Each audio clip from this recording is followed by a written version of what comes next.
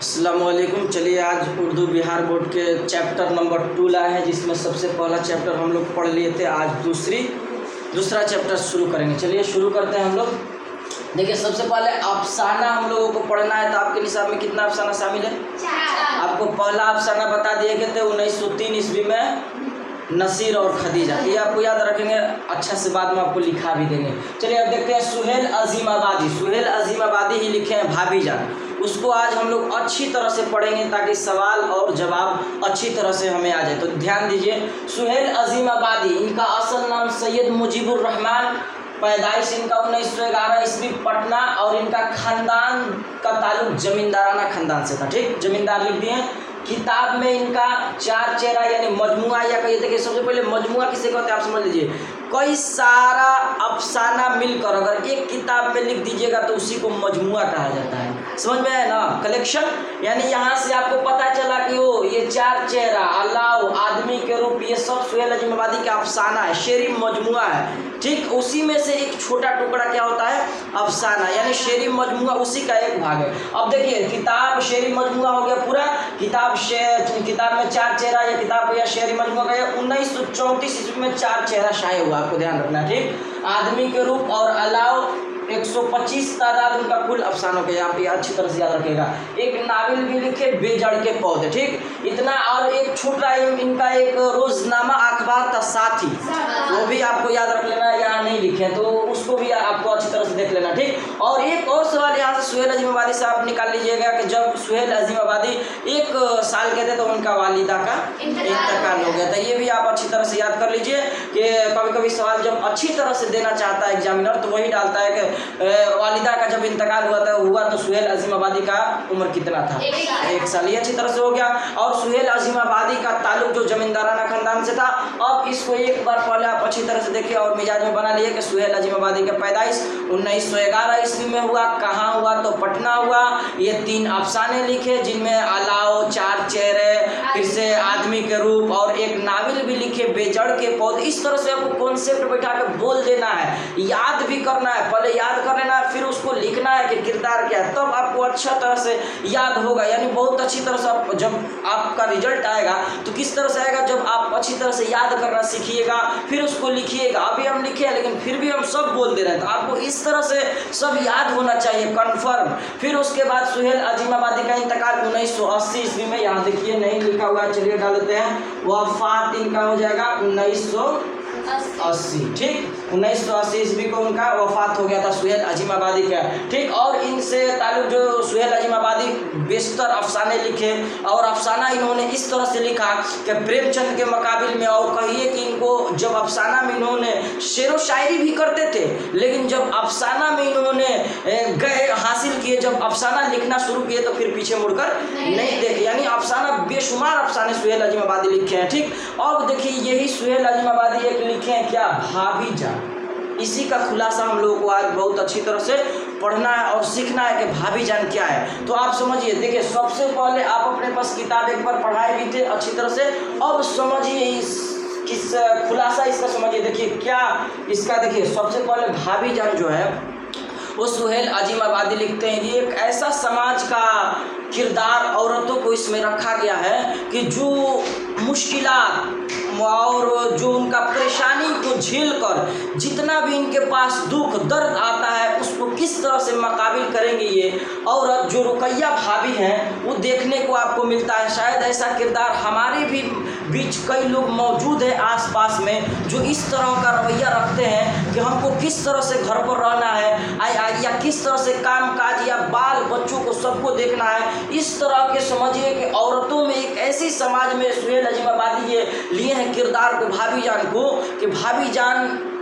परेशानी में, मुश्किलात में भी अपने आप को संभाले रखती है, ताकि हालांकि उनमें इतना सब्र होता है जितना मर्दों में नहीं होता है। समझिए कि वो किरदार ये सुहेल अजीमाबादी भाभीजान को लिखते हैं। तो चलिए अब हम लोग भाभीजान का खुलासा अच्छी तरह से समझते हैं। देखिए सबसे पहले भाभीजान जो रहती हैं, ये पहले इनका जिंदगी जो था ऐशो इशरत में था, जब शादी नहीं हुई थी। ठीक, तब इनका ऐशो इशरत में जिंदगी था। जब इनका शादी हुआ किससे? तो नन्हे भाई से इनका शादी होता है। इनका शोहर का नाम क्या हो गया? नन्हे भाई जब इनसे शादी होता है तो लोगों का ख्याल था कि यह शादी जो है सक्सेस नहीं होगा, यानी इनमें मिलजुल होगा, नहीं खाएगा, क्योंकि ये नन्हे भाई जो थे इनका सियासत का शौक था, जो ये बार अक्सर ये जेल में रहा करते थे नन्हे भाई। ठीक, जब शादी हुआ, शादी के बाद कैसे भी करके ये रुकैया भाभी इन्होंने यहाँ रहना शुरू कर दिया, कहाँ, अपने ससुराल में, भाईजान के यहाँ। ठीक, उसके बाद इनका एक देवर रहता है, देखिए रुकैया भाभी का असल नाम, भाभी जान का असल नाम रुकैया है। ठीक, उसमें आप जो मैं करके पढ़ रही थी, मैं मतलब शायर, जो अख्तर अभी लिखे हैं, अभी आपको समझिएगा तो बता रहे हैं। तो देखिए अख्तर ये शायर रहते हैं और भाभी जान के देवर। जब आप ही कहते थे कि भाभी, तो भाभी किसको कहा जाता है, देवर कहेंगे भाभी को, तो आपको ध्यान रखना है अच्छी तरह से। अब एक बार की बात है, अब जो देवर है यही आके रहने लगते हैं, कहाँ, भाभी जान के यहाँ। ठीक, और भाभी जान के एक बेटी भी थी जिसका नाम था रिहाना। ठीक, रिहाना नाम था उनका, एक बेटी थी। और उसके बाद जमीला, आपको बताएंगे, ये जमीला जो है अख्तर की महुआ जिससे शादी करना चाहता था। ठीक, और ये अख्तर एक शायर भी था। एक दिन की बात है कि अख्तर जो है भाभी जान के यहाँ रहता है और रहते रहते बहुत दिन गुजर जाते हैं। तो एक दिन की बात है कि इससे पहले जब अख्तर सोते रहते हैं तो भाभी जान आती हैं और उठाती हैं, कहती हैं क्या कि घोड़े बेचकर इस तरह से सो रहोगे तो क्या कहोगे, शेर कहोगे या और क्या कहोगे, आप पढ़िए ना अच्छी तरह से। तो भाभी जान उठाती है और कहती है कि जल्दी उठो और चाय पियो, बच्चों की स्कूल भी ले जाना है। ठीक, तो ये भाभी जान किससे कहती है, अख्तर से कहती है। और अख्तर उठता है और कहता है कि अल्लाह का लाख लाख शुक्र कि मैं आपका तालिबे इल्म या स्टूडेंट नहीं हूँ, सुबह हुआ उठाकर बैठा दिया, यानी अल्लाह ताला का शुक्र है कि मैं आपका स्टूडेंट या शागिर्द नहीं हुआ, नहीं तो आप हमको भी वैसे ही करती। भाभी जान जो थी एक कॉलेज में भी पढ़ाती थी। आपको अच्छी तरह से पहले भाभी जान के बारे में जान लेना है। उनका जो तनख्वाह था मात्र 400 रुपये था। आप अच्छी तरह से समझिए कितना था, 400। और एक बच्ची का ट्यूशन पढ़ाती थी जिससे उनको 50 रुपये मिलता था। टोटल इनका कितना हुआ, 450 रुपये। ठीक, उसके बाद उसमें एक उनका नौकर मुलाजिम भी था और उसी में इन्होंने 450 रुपया में भाभी जान अपना घर परिवार, कॉन्फ्रेंस, जलसों, किसी का मदद करना, इतना में ही भाभी जान क्या करती थी, चलाती थी। उस वक्त का 450 रुपये शायद ज़्यादा होते। तो ये 450 रुपये में भाभी जान अगर कहीं जलसा हो रहा है तो वहाँ भी देती, अच्छी तरह से अगर किसी का मदद करना हो तो इसी में करती, यानी टोटल इनका 450 रुपये महीना का था, जिसमें घर भी देखना है और सामान भी और बच्चों को भी देखना है और स्कूल भी भेजना है, उसी में सब करना है, यानी 450 रुपये में भाभी जान सब कर लेती थी। और भाभी जान जो थी एक ऐसी औरत थी कि समझिए कि हमारे अगर समाज में अगर इस तरह की औरत हो जाए तो यकीन मानिए ये जो हमारे तबका है, झगड़ा मसाइल या हर तरह की परेशानियां दूर हो जाएंगी। और कहिए एक तरह से ये कि हमारे जो समाज में ये सब बहुत सारा दिगर झगड़ा फसाद हो रहा है वो कम हो जाएगा अगर इस तरह के किरदार हमारे समाज में रहेंगे। तो अब देखिए रुकैया भाभी रहती है, ये अख्तर से बात होता है कि वो उठो अख्तर और जल्दी से चाय पियो और चाय खत्म करके ले जाओ बच्चों को स्कूल छोड़ आओ। फिर अख्तर उठते हैं, अख्तर से बातें होती रहती है। तो एक बार कुछ दिनों या कुछ देर के बाद एक लड़की आती है जिसका नाम रहता है शम्मी, लेकिन हम आपको बताएं क्या, इसको शिम्मी से आपको याद रखना है। लड़की है तो शिम्मी से, तो शिम्मी से अब हम लोग चलेंगे। तो शिम्मी आती है और आने के बाद क्या कहती है कि मैंने स्वेटर बिन दिए हैं, मैंने स्वेटर बिन दिए और कुछ ऊन बच गए थे उसको मैंने उससे मोजे भी बिन दिए हैं। अच्छा देखिए ये आपको जहन में आ रहा होगा स्वेटर मोजा ये क्या होगा। तो ये शम्मी जो थी, ये शिम्मी एक गरीब तालिबे इल्म थी जो रुकैया भाभी के मदद से ही पढ़ रही थी। जो शिम्मी थी ये रुकैया भाभी की मदद से पढ़ रही थी। और जब आती है तो कुछ देर बातें होती रहती है अख्तर में। तो अख्तर के बाद फिर जब गुफ्तगू खत्म हो जाता है तो शिम्मी कहती है दे देती है। और जब आधा घंटा बचता है, रात होने वाला होता है, तो रुकैया भाभी कहती है कि मुझे अस्पताल जाना है। यानी पता चलता है कि अस्पताल क्यों जाना है, क्योंकि उनका एक मुलाजिम की बेटी अस्पताल में रहती है जो उसका थोड़ा दिन हुआ डिलीवरी हुआ था और उसी बच्चे के लिए शिम्मी मोजे और स्वेटर बिनी थी। समझ में आया अब आपको अच्छी तरह से। अब भाभी जान सोचिए, बहुत दूर पैदल अस्पताल में लेकर बहुत दूर जाती थी और उसको अस्पताल में ले जाने के बाद देखती थी, देती थी और उसको देखभाल करती थी। मुलाजिम जो नौकर था उसकी बेटी का, तो सोचिए किस तरह से ये मदद कर रही है, हेल्प कर रही है एक दूसरे को। यानी सिम्मी के तो मदद कर ही रही है, लेकिन उसके अलावा एक मुलाजिम का माना क्या होता है, नौकर होता है। ठीक, अब नौकर के बेटी के भी लिए भी ये इतना दूर 2 फिरलोंग अस्पताल पड़ी ना आप, और मोजे स्वेटर लेके जाती और वहाँ से फिर घर आती। घर आने के बाद फिर बातचीत होता है। फिर इसी तरह से बात होते होते रुकैया भाभी जो थी, एक बार की बात है कि रुकैया भाभी के जो शोहर थे उनको ऐसी सियासत का शौक था जो अक्सर वो जेल में रहा करते थे और कभी कभी वो जेल से आया करते थे। लेकिन रुकैया भाभी से उतना मतलब पहले जो एकदम सजा था आशियाना उस तरह का पहले नहीं था। यानी जो रुकैया भाभी पहले ऐशो इशरत में अपना ज़िंदगी को गुजारती थी, अब उनका ऐसा ज़िंदगी नहीं गुजरता था। लेकिन पहले मालूम हुआ था कि रुकैया भाभी का यह शादी जो है सक्सेस नहीं होगा, लेकिन रुकैया भाभी आने के बाद इस चीज़ को अच्छी तरह से संभाल लेते हैं। एक दिन की बात है कि फिर एक बार जो सिम्मी आती है और आने के बाद चुपचाप रहती है, वो कुछ नहीं बोलती है और कुछ बैठी रहती है। और वहीं अख्तर शायर भी थे, तो वो वहाँ देखकर वो शर्माती थी, तो उसको भाभी जान बताती हैं कि ये मेरे देवर साहब है जी, जो शायर भी है जिनका नाम अख्तर है। तब वो कुछ नहीं बोलती है और उसके बाद सिम्मी उदास सा रहती है। सिम्मी जो थी उदास रहती है और कुछ बोलती नहीं है। तो एक बार भाभी जान उसको एक अलग कमरे में ले गई। ठीक, ले जाने के बाद बोली कि आखिर क्या बात है, गाल पर एक चपत लगाई और बोली कि बताओ क्या बात है, ऐसा क्यों तुम उदास हो।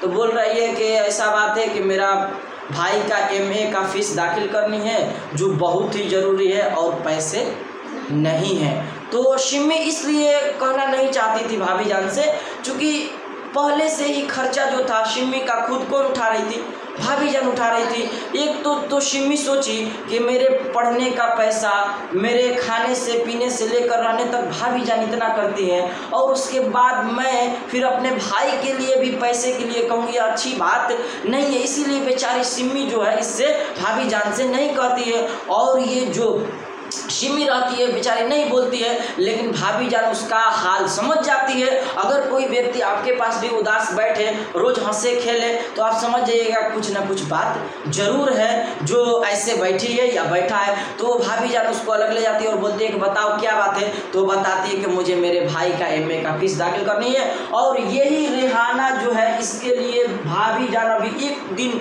2 दिन हुआ था जो 2 सोने की चूड़ियों खरीदी थी भाभी जान, और बहुत ही मेहनत मुशक्क़त से पैसा, मानी सोना की चूड़ी है तो उसमें बहुत सारा पैसा होगा, और इसको फरोख्त करना पड़ा। क्यों? क्योंकि सिम्मी के भाई का MA का फीस देना था। इसलिए ये कहती है भाभी जान कि ये लो 2 चूड़ियाँ और इसको फरोख्त करके अपने भाई का फीस अदा कर लेना। और सिम्मी जो है उसके आँख में आंसू आ जाती है, वो देखती रहती है कि भाभी जान इतनी कैसी अच्छी है कि मेरे तो खर्च उठाती है, मेरी खर्च उठाती, लेकिन और मेरा भाई का भी देती और देखती भी नहीं। इतना सारा भाभी जान में इतना मेहनत व मुशक्क़त और इतना सब्र भरा हुआ है जो अपनों को गम यानी अपने जलती रहती है, या पड़े ना शम्मा की तरह जलती रहती है और दूसरों के गुनाह बख्शवाती रहती है। यानी रुकैया भाभी एक ऐसी शम्मा मालूम होती है जो एक तरह से मोम को देखिए, जब मोम पिघलता है और दूसरों को रोशनी देता है, अपनी जलता रहता है लेकिन दूसरों को रोशनी में रखता है। तो आपको ये समझना है कि रुकैया भाभी दूसरे के लिए कितना मदद कर रही है, कितना हेल्प कर रही है। वो अपने बारे में सोची भी नहीं, और जब इसको लगा कि इसका सिम्मी के भाई का फीस दाखिल करनी है तो धन से बोली कि ये लो 2 चूड़ियाँ और फरोख्त करके अपने भाई का फीस अदा कर देना। अब बताइए भाभी जान का यह किरदार देखकर जो अख्तर शायर थे वो सोचने लगे कि आखिर भाभी जान ये कैसी शम्मा मालूम होती है, जिस तरह से कलेसा के चर्चगाह पर जलती हुई एक कहिए रोशनी शम्मा नजर आती है। यानी अपने आप को भाभी जान इस तरह से ढाल देती है कि इतना मेहनत करती है कि सुबह सवेरे उठती है। पहले तो आदत नहीं थी, लेकिन जब से भाईजान का साथ मिला है, सुबह 4 बजे उठ के सारा काम, बच्चों को नाश्ता से लेकर स्कूल से लेके टिफिन तैयार कर देती है, फिर चाय बनाती है, फिर काम काज घर का हर तरह का ये अदा कौन करती है? रुकैया भाभी। यानी कितनी अच्छी ये अख्तर जो थे देखकर बेचारे दम रह जाते हैं कि किरदार होना चाहिए तो असल में भाभी जान की तरह किरदार होना चाहिए कि भाभी जान कितना मेहनत करती है, कितना मुशक्कत के साथ जो है भाभी जान बहुत तरह के लोगों को भी दुख दर्द करती। और उसके बाद जब रुकैया भाभी को फुर्सत मिलता था तो वो खत भी लिखा करती थी और नए लिखने वालों को उनको भी समझाती थी और अच्छी तरह से बताती थी। यानी फुर्सत जब मिलता था तो रुकैया भाभी क्या करती थी? खत लिखा करती थी और उसके बाद जिसको नहीं समझ में आता था उसको बताती थी, समझाती थी। अब रुकैया भाभी का ये किरदार है, आपको समझ में आ रहा है कि किरदार किस तरह का होना चाहिए, समाज में औरतों का किरदार किस तरह से होना चाहिए। ये रुकैया भाभी जब सोने की चूड़िया दे दी रेहाना, ये जो सिम्मी थी बेचारी अब उदास सा और ले ली, और लेने के बाद ये रुकैया भाभी उसको दे दी और एक नज़र जरा भी महसूस नहीं किया। और रुकैया भाभी कहती है हम लोग एक इंसान है, अगर एक दूसरे के काम नहीं आएंगे तो फिर हम इंसान किस काम के हैं? अगर हम एक इंसान है, तुम लोग चुपचाप अपना काम करो। आप पढ़ी ना वहाँ कि किसी का दुख दर्द किस तरह से दर्द होता है। अगर एक इंसान का काम नहीं आएगा तो बताइए परेशानियाँ आएगी, तो इंसान इसी तरह से मर जाएगा। फिर अगर किसी से मदद मांगेगा नहीं मिलता है तो उसका दिल टूट जाता है। तो रुकैया भाभी कहती है कि ऐसी कोई बात नहीं है सिम्मी, ये लो और अपना भाई का फीस अदा कर देना इसको फरोख्त करके। और बताइए रेहाना मात्र एक दिन उस चूड़ी को पानी थी और रुकैया भाभी का देखिए ये दिल में अंदर कितना प्यार है किसी के लिए मदद करने के लिए। और कॉन्फ्रेंस जलसों में भी पैसा देती और उतना में चला भी लेती घर को और लोगों को मदद भी करती, खत लिखने में बताती भी। तो ये किरदार किसका रहा? रुकैया भाभी का रहा। और ये जमीला जो देख रहे हैं आप, जमीला जो है ये अख्तर इससे मोहब्बत करते थे, जो शादी करना चाहते थे, ठीक। लेकिन इनकी जो अम्मी थी ना, ये कह रही थी शादी नहीं करना इससे, इसीलिए ये आके अपने भाभी जान के यहाँ रखते थे और बताए नहीं थे। पहले भाभी जान खोल ही दी कि इतने दिनों से अख्तर तुम यहाँ रह रहे हो, बताए नहीं जमीला का क्या हुआ। तो अख्तर बेचारे बोल पड़ते हैं कि एक तो रुकैया भाभी सबका परेशानी दूर करती तो है और अब लीजिए मेरा भी परेशानी आ गया। और अम्मी जान कहती थी कि इससे शादी नहीं करना और अख्तर समझता था कि जमीला एक बहुत अच्छी लड़की है आया, लेकिन अम्मी जान कहती है कि नहीं दूसरे से शादी करना है। और अख्तर समझता था कि इरवा गिरवा आलतू फालतू हम लड़की से शादी कर लेंगे तो फिर मेरा ज़िंदगी कैसे कटेगा। तो ये जो जमीला थी ये इससे शादी करना चाहता था अख्तर, लेकिन अख्तर की अम्मी क्या कर रही थी शादी अगर लाओगे तो यहाँ नहीं रहना। तो ये देखिए मोहब्बत का सिलसिला है। तो अख्तर जो है चला आता है भाभी जान की और पूछ देती है कि अख्तर जमीला का क्या हुआ। तो अख्तर कहता है कि भाभी जान ऐसी बात है कि जो अम्मी जान कहती है कि शादी नहीं होगा। तो क्या कहती है भाभी जान? देखिए भाभी जान का किरदार देखिए। भाभी जान कहती है कोई बात नहीं, तुम शादी कर लो, आओ मेरे ही यहाँ रहना।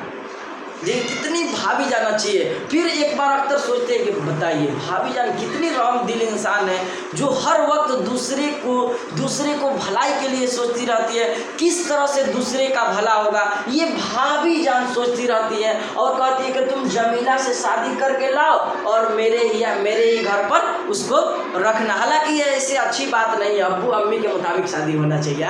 तो ये भाभी जान अपना किरदार निभा रही है और बता रही है कि देखो अगर एक दूसरे के इंसान का मदद करना होगा तो हम लोग किस तरह से करेंगे। तो ये आपका खुलासा अच्छी तरह से समझ में आया सिम्मी का। और देखिए अब आखिरी पहलू में हम लोग चलते हैं, इसको आखिरी पहलू में रुक जाइए।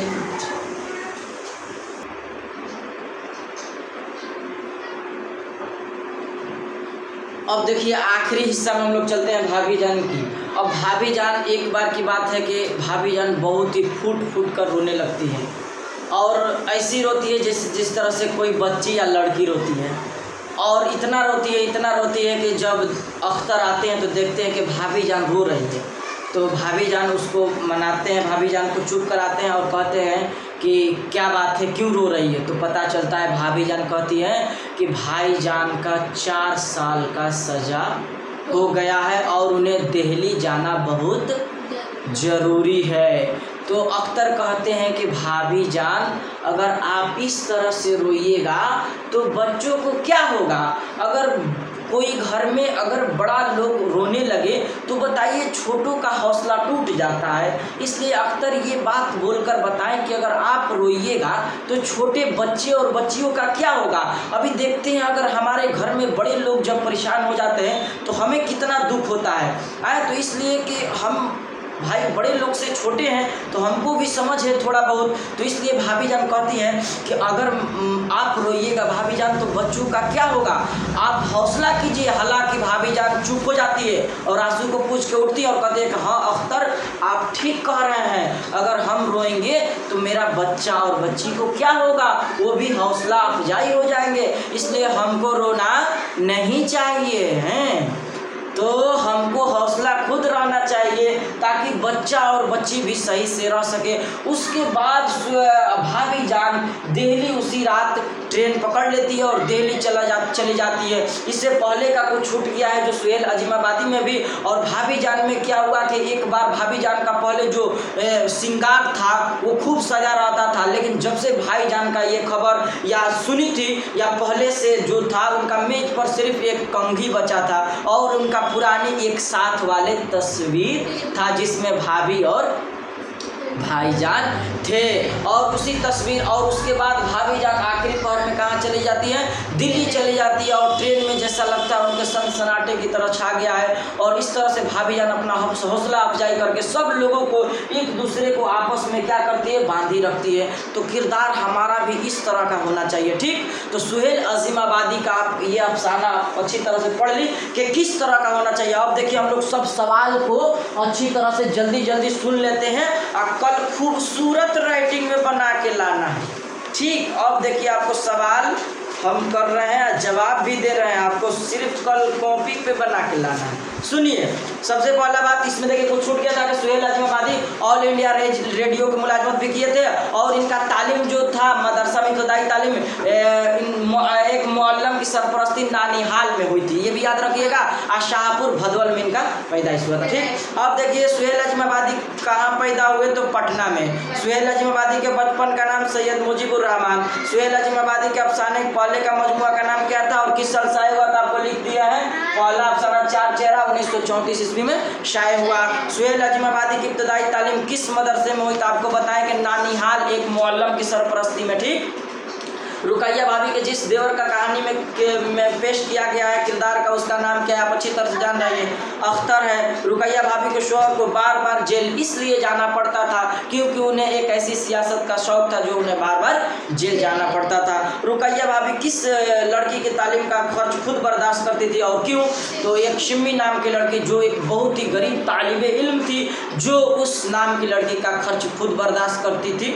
ये आप अच्छी तरह से उसको भी लिख दीजिएगा। रुकैया भाभी की सोने की चूड़ियों को क्यों फरोख्त करवाना पड़ा, आप जानती है कि सिमी के भाई का MA का फीस आज अच्छी तरह से भी बता दिए थे, लिख दीजिएगा आराम से कि इस तरह से रुकैया भाभी को सोने की चूड़ियों को इसलिए फरोख्त करना पड़ा कि सिमी के भाई के MA का फीस दाखिल करने की, ये हो जाएगा। रुकैया भाभी को जब फुर्सत मिलती थी तो अपना शौक पूरा करने के लिए खत लिखा करती थी और नए लिखने वालों को भी अच्छी तरह से बताती थी, इस तरह का बात इसमें हो जाएगा। रुकैया भाभी का सरापा कम से कम 10 जुमलों में लिखे। देखिए रुकैया भाभी कम सरापा यानी सर से पाँव, तो आपको बताया ना रुकैया भाभी का कैसे क्षमा मालूम होती है, जो दिन रात मेहनत करती रहती है, दूसरों को गुनाह बख्शवाती रहती है, दूसरों का मदद करती रहती है, किस तरह से उनका किरदार है। सुबह 4 बजे उठ जाते हैं। 10 जुमला लिखना है रुकैया भाई के बारे में, अब बहुत सारा लिख दीजिएगा इस तरह का बात कि रुकैया भाभी इस तरह की थी। उनकी एक बेटी थी शायर थे जो शिमी नाम गरीब लड़की थी, उसको भी मदद करती थी, इस तरह का बात। ये कम से कम 10 जुमलों में कह रहा मतलब का एक हुआ कि रुकैया भाभी एक बहुत ही अच्छी घराना का और थी, जो पहले उनका जिंदगी ऐशो इशरत में था, लेकिन जब से शादी कहाँ हुआ, नन्हे भाई का हुआ, उससे वहाँ से उनका जिंदगी तब्दील हो गया। बहुत तरह का बात इसमें लिख दीजिएगा। ठीक, तो ये सुहेल अजीमाबादी ये हो गया आपका। इस तरह के सवाल है आप सब बना लीजिएगा। ये मुख्तसर सवाल तक आपको बता दिए अच्छी तरह से। ये आज के लिए पार्ट आपका चैप्टर 2 मुकम्मल हुआ। आप अच्छी तरह से कल इसको बना कर लाइए और जो दिक्कत होगा फिर आप ला के हमको दिखाइए और अच्छी तरह से पूछ लीजिए और लिखिए बहुत अच्छा से और साफ साफ हमको लिख कर दिखाइए कल। ठीक है, तो आज के लिए इतना ही रहने देते हैं। अस्सलाम वालेकुम।